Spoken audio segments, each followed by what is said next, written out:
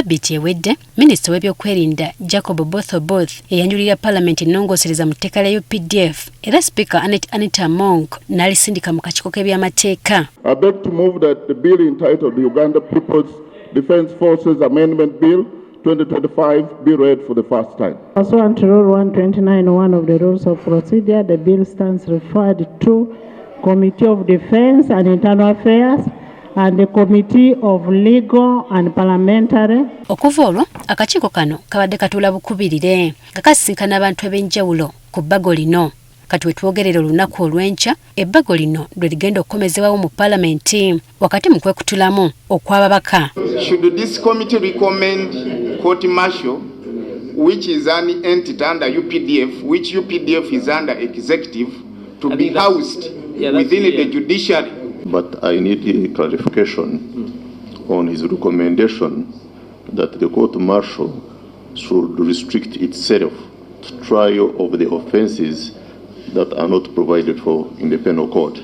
Munoongosereza zino mulimu n'obuwayiro obuzaawo kkooti y'amagye, engeri bassentebe ba kkooti eno gye balondebwamu n'obuyigirize bwabwe, ssaako n'emisango egiyinza okuviirako bannayuganda abaabulijjo okuvunaanibwa mu kkooti eno. Many times you would even require the civilian court to call in the expertise of soldiers in many of these cases that have been happening in civilian courts.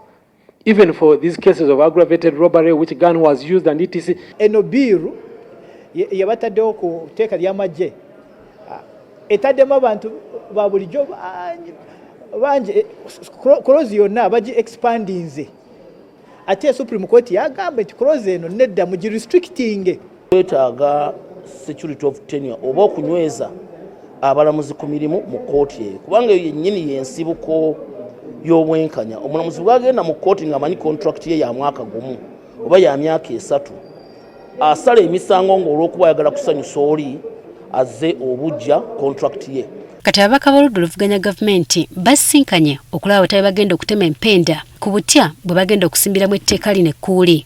Wabaddewo amalowoozi g'okuzira olutuula lw'enkya wabula kino bagambye nti kikafuuwe bonna babeeremu. Olunaku lw'enkya tubeere mu Palamenti ku lwaki eyo space yaffe tulina okugikozesa.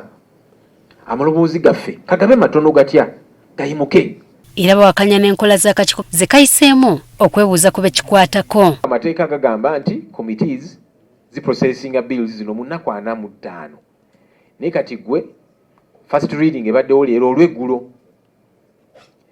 enkeera ku makya amabaluwa ne gatambula ssaawa 2 gatuuse ku maofiisi nga babagamba ssaawa 3 mujje mu komiti muwe endowooza zammwe. Ekyo tekisoboka.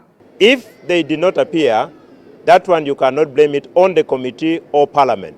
What you can blame on Parliament is that if Parliament had not granted the opportunity for stakeholders to appear as guided under the rules of procedure, you would fault. Bano bennyamidde ku nsonga lwaki UPDF yeesibye mu kuvunaana abantu baabulijjo mu kkooti y'amagye okusinga kkooti ey'abantu baabulijjo.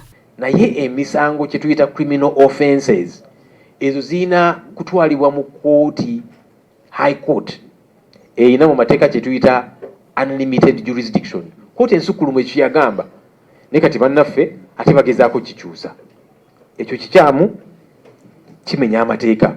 Ssannyonyi era asaba ababaka ba NRM obutazibwa maaso babegatteko mu kulwanyisa etteeka lino. Kubanga leero oli mu NRM ekyo ojja kubanyiiza bakutwaleyo. Tumukunde bamutwalayo eyo yali wa NRM. Era ne kaakano mpulira agenda kwesimbawo ku NRM. Ni bamutulugunya okumala emyaka n'ebisiibo Bakale Kayihura n'abalala bangi. Kati mujja kuddawo mulowooze nti olw'okubanga bwe muli ku sayidi ya gavumenti etteeka lino terijja kubakosa. Etteeka ekyamu buli omu limukosa.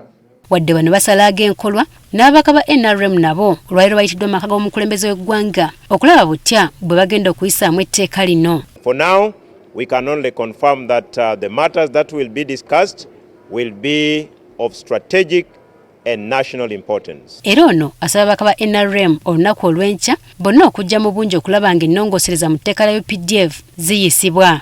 There are bills that should equally be handled by Parliament, and that primarily is our roles and responsibilities as members of Parliament. So we expect all the members of NRM to turn up as always. N'etteeka eddala ery'ebibiina by'ebyobufuzi engeri gye bifunamu ensimbi mu gavumenti nalyo lisimbiddwako essira Aboludde oluvuganya lye bawakanya nga bagamba nti ligendereddwamu kubanyigiriza. Balowooza nti bayinza okukaka ebibiina by'ebyobufuzi.